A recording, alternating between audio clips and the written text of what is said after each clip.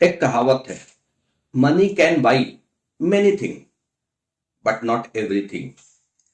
इंसान जब अपने कैरियर के पीक पे होता है या स्टूडेंट लाइफ में होता है तो उसकी एक ऑब्जेक्टिव होती है, एक मकसद होता है कि दुनिया में हमें बहुत पैसा कमाना है, नाम कमाना है, शोहरत कमाना है, बंगला खरीदना है, गाड़ी खरीदने हैं, दुनिया को एंजॉय करना है, वर्ल्ड टूर करना है और बहुत बड़े लेवल पे दुनिया में हमें कामयाबी अचीव करना है, चाहे बिजनेस के मामला में हो, चाहे सर्विस सेक्टर में हो, चाहे एज ए कंसल्टेंट हो।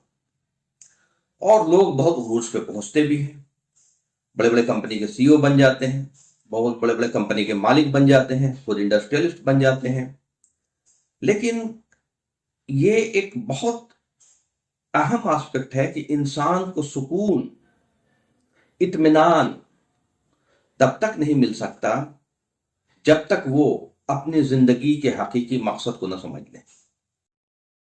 और ये वीडियो खास करके उन्हीं लोगों के लिए डेडिकेटेड है जिन्होंने दुनिया में एक्सेल किया है, बहुत अच्छे अच्छे पोस्ट पे पहुंच गए हैं, इंजीनियर्स हैं, डॉक्टर्स हैं, दुबई में जॉब कर रहे हैं, कतर में जॉब कर रहे हैं, सऊदी में जॉब कर रहे हैं, अमेरिका में है, लंदन में है।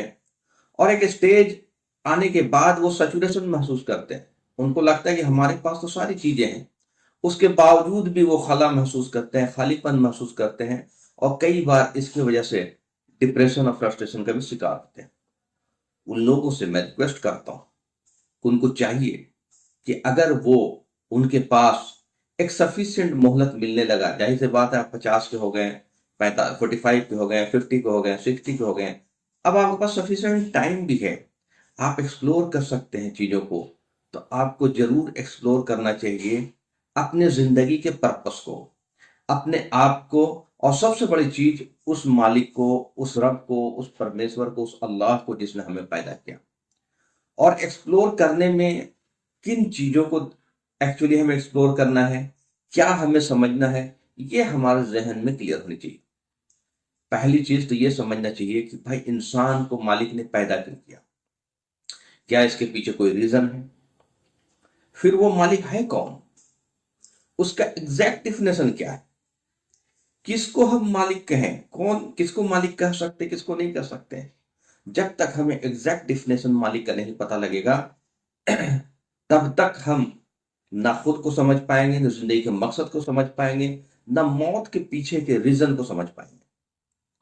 तो मालिक का एग्जैक्ट डिफिनेशन वो बहुत जरूरी है कि वो हमें पता लगे। और ये जिंदगी के मकसद पता हो, मालिक का एग्जैक्ट डिफिनेशन पता हो, फिर ये पता लगे कि क्या ये जिंदगी में जो मौत है, क्या वो एंड है या बिगिनिंग है। कहीं ऐसा तो नहीं कि एक शुरुआत है एक बहुत बड़ी जिंदगी की, और ये अगर हमने एक्सप्लोर नहीं किया तो दुनिया में तो फ्रस्ट्रेशन और डिप्रेशन के शिकार होंगे ही, आखिरत में बहुत बड़ा हमारा नुकसान हो सकता है, बहुत बड़ा नुकसान हो सकता है। और एक्सप्लोर करने के लिए क्या तरीके हैं, तो लोग देखते हैं कि भाई दुनिया में बड़े रिलीजन कौन है, और उसका कभी क्रिश्चियनिटी पढ़ना शुरू कर देते हैं, कभी बुद्धिज्म पढ़ना शुरू कर देते हैं, कभी ज्यूज के बारे में पढ़ना शुरू कर देते हैं, फिर कभी इस्लाम के बारे में पढ़ते हैं, फिर हिंदुइज्म के बारे में पढ़ते हैं, लेकिन कंक्लूजन पे नहीं पहुंच पाते कई लोग। ये अक्सर देखा गया। उसकी वजह यह है कि हम खुद भी ऑनेस्ट नहीं होते हैं, ईमानदार नहीं होते हैं, हमारे जहन में पार्शियलिटी होती है, हमारी अंडरस्टैंडिंग कहीं ना कहीं पार्शियल हो चुकी होती है, हम अपना एक पहले से इमेज बना चुके होते हैं और उस इमेज में ही हम ढूंढ रहे होते हैं। जबकि अगर हमें ढूंढना है, एक्सप्लोर करना है, तो इन सब से ऊपर आकर के हमें सोचना पड़ेगा कि भाई वो मालिक है कौन। जब मालिक एक है तो पहला सवाल ये उठेगा कि मालिक एक है तो क्या वो हमें 10 तरह का ज्ञान देकर के कंफ्यूज कर देगा। अगर मालिक अनेक है तो बात ही अलग है, और ये मुमकिन ही नहीं, ना ही किसी स्क्रिप्चर में, ना किसी किताब में है ही नहीं कि मालिक अनेक है। वो मालिक, वो रब, वो कायनात का मालिक, ब्रह्मांड का मालिक एक ही है, दो नहीं है, अनेक नहीं। तो जब मालिक एक है तो उसका ज्ञान दो या अनेक नहीं होगा। तो वो अनेक अगर ज्ञान देगा तो लोग कंफ्यूज हो जाएंगे, और ये मालिक का अपने बंदों के ऊपर एक तरह से फेयर डील नहीं होगा, है ना, ये एक तरह से जुल्म हो जाएगा। मालिक कभी भी 10 तरह का ज्ञान देकर के हमें कंफ्यूज नहीं करेगा। तो वो ज्ञान क्या है? और वो ज्ञान ऐसे तो देखने में बहुत बड़ा, बहुत बड़ी बड़ी किताबें और लाइब्रेरी पड़ी हुई है। तो ये कहते हैं ना कि समझदारों के लिए इशारा ही काफी है, वरना आप लाइब्रेरी पढ़ लेंगे तो भी पता नहीं चलेगा कि एग्जैक्ट एक्चुअली क्या है लाइफ एंड डेथ के पीछे, और कौन है लाइफ एंड डेथ के पीछे, और वो उसका मकसद क्या है, ये कभी पता ही नहीं लगेगा। तो ये हमें सबसे पहला जो कंडीशन है, हमें ऑनेस्ट होना चाहिए अपने प्रति कि भाई जो भी सच होगा मैं मानूंगा। और दूसरी सबसे बड़ी चीज ये होनी चाहिए कि हमें उस मालिक का तस्वुर, जिसने हमें पैदा किया है, जिसको हम अल्लाह कह रहे हैं या परमेश्वर कह रहे हैं या परमात्मा कह रहे हैं और खुद को हम आत्मा कह रहे हैं, तो इस बात का यकीन होना चाहिए कि उसका कंट्रोल 100% हमारे ऊपर है। इस बात का यकीन होना चाहिए कि वो हमें सुन भी सकता है और देख भी सकता है। जिसने बनाया है उसकी टेक्नोलॉजी बहुत बड़ी होगी। तो मालिक कहता है कुरान में कि मैं तुम्हारे इतने करीब हूं जितना गर्दन का रस, तो मन में सोचते हो मैं सुनता हूं। तो हमें दिल में दुआ भी करना चाहिए, चाहे हम जिस नाम से पुकारते हैं, बस ये तस्वुर होना चाहिए कि मालिक जो है इंसान नहीं, इंसान मालिक हो ही नहीं सकता। जिसने इंसान के रूप में जन्म लिया, जो पैदा हुआ, उसे मौत आ गई और वो चला गया। वो मालिक अजन्मा है, हमेशा से है, हमेशा रहेगा। हम हैं तब भी है, हम नहीं रहेंगे तब भी रहेगा। ऐसे मालिक को ध्यान में रख करके उससे अगर हम दुआ करेंगे कि मालिक मेरा मार्गदर्शन करिए, मुझे ज्ञान दीजिए, मुझे सत्य का ज्ञान दीजिए, तो वो मालिक अभी आपको कभी निराश नहीं करेगा। क्योंकि वो मालिक अपने बंदों से, अपने मखलूक से बेहद मोहब्बत करता है, चाहे उसे माने या ना माने। लेकिन हमें सत्य का ज्ञान होना बहुत जरूरी है। ये इतना कीमती है कि अगर सत्य का ज्ञान नहीं मिला तो आपका अरबों करोड़ों और खरबों रुपया कमाना बेकार हो गया।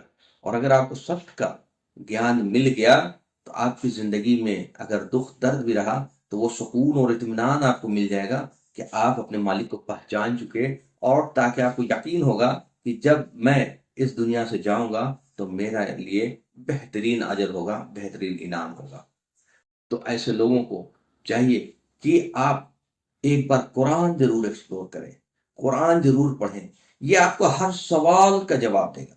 ये मैं बहुत ही मतलब रिक्वेस्ट के साथ कह रहा हूं लोगों को कि आप एक बार सिर्फ मुसलमान की किताब समझकर मत पढ़िए कि एक मुसलमान की किताब है। कहीं कुरान में नहीं लिखा हुआ कि ये मुसलमान की किताब है। कुरान में लिखा हुआ है कि इंसान के लिए हिदायत है, हुदल लिन्नास है, ये इंसान की किताब है। यह हर उस इंसान की किताब है जो सच्चाई जानना चाहता है। वो हर उस इंसान के लिए यह किताब है जो अपने रब को पहचानना चाहता है। ये किताब हर उस इंसान के लिए है जो ये जानना चाहता है कि मरने के बाद क्या होगा। ये किताब हर उस इंसान के लिए है जो सृष्टि के रचना के पीछे का मकसद जानना चाहता है। ये किताब हर उस इंसान के लिए है कि इस जिंदगी, इस दुनिया की जो हिस्ट्री है, उसकी बिगिनिंग स्टार्ट से लेकर के एंड तक आने वाले दिनों में होने वाली बातों को जानना चाहता है। उसके लिए आखिरी किताब कुरान। इससे पहले भी अल्लाह ने बहुत सारी किताबें दुनिया में, अल्लाह ये नहीं कहता कि सिर्फ कुरान ही हमने भेजा। इससे पहले इंजील भेजा, इससे पहले तौरात भेजा, और इससे पहले कई सुहफ़े उला अव्वलीन लोगों को भी सहीफे दिए। लेकिन वक्त के हिसाब से चीजें प्रिजर्व नहीं हो पाई, वक्त के हिसाब से वो एज इट इज कम्युनिकेट नहीं हो पाई। आखिरी किताब, आखिरी रसूल मोहम्मद सल्लल्लाहु अलैहि वसल्लम को दिया, और ये कुरान है। अब इसकी जिम्मेदारी अल्लाह ने खुद ली है कि इसकी हिफाजत मैं खुद करूंगा। इसलिए आप आज से 1400 साल पहले वाली कोई भी कुरान उठा लें और आज की कुरान उठा लें, उसमें आपको कोई फर्क नहीं मिलेगा। यही अपने आप में सबसे बड़ा मिरेकल है। और आपको हर इंफॉर्मेशन, हर नॉलेज मिलेगा। उसके साथ साथ मैं एक चीज ऐड करता हूँ। अगर आप हिंदी पढ़ते हैं या इंग्लिश पढ़ते हैं, उसका मैं इसकी लिंक भी दूंगा। इस कुरान की जो बेसिक फिलॉसफी है, सारी चीजें तो नहीं, जो बेसिक फिलॉसफी है जिंदगी और मौत के बीच और जिंदगी के पर्पस के बीच, उसको नटशेल में समराइज मैंने किया है इस किताब में, धर्म एक परिचय। इस किताब में मैंने समराइज किया है। ये हिंदी में है, इसका लिंक भी आपको मैं दे रहा हूँ, और इसका इंग्लिश वर्जन का भी लिंक मैं दे रहा हूँ। आप दुनिया किसी कोने में रहते हैं, आप चाहे दुबई में रहते हैं, यूएई में रहते हैं, सऊदी में रहते हैं, अमेरिका में रहते हैं, लंदन में, कनाडा में, वर्ल्ड के किसी कोने में रहते हैं, लेकिन आप आज के डेट में किसी के मोहताज नहीं है।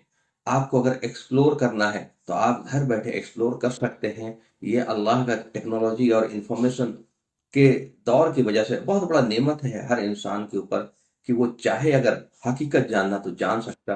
और सबसे बड़ी जरूरी चीज ये है कि इंसान जब रात में सोए और सच में वो हकीकत जानना चाहता है तो दुआ करके सोया करें कि हे मालिक, हे परमेश्वर, हे गॉड, आप जो भी हैं, जैसे भी हैं, आप मुझे देख रहे हैं, सुन रहे हैं, समझ रहे हैं, मुझे मेरा मार्गदर्शन कीजिए, मुझे ट्रू नॉलेज दीजिए, सत्य का ज्ञान दीजिए, वो ज्ञान दीजिए जिससे मैं आपको पहचान सकूं, वो ज्ञान दीजिए जिससे मैं आपको समझ सकूं, वो ज्ञान दीजिए जिससे मैं आपके डिफाइन किए हुए मार्ग पे चल सकूं, ताकि मेरा आखिरत जो आने वाली जिंदगी अगर कोई है तो उसको मैं समझ सकूं और उन किन लोगों पे इनाम होगा आखिरत की जिंदगी में मैं उसको भी समझ सकूं और मैं इनाम पाने वालों में बन जाऊं, ना कि आखिरत में मैं जलील होने वाले में बन जाऊं या सजा पाने वाले में बन जाऊं।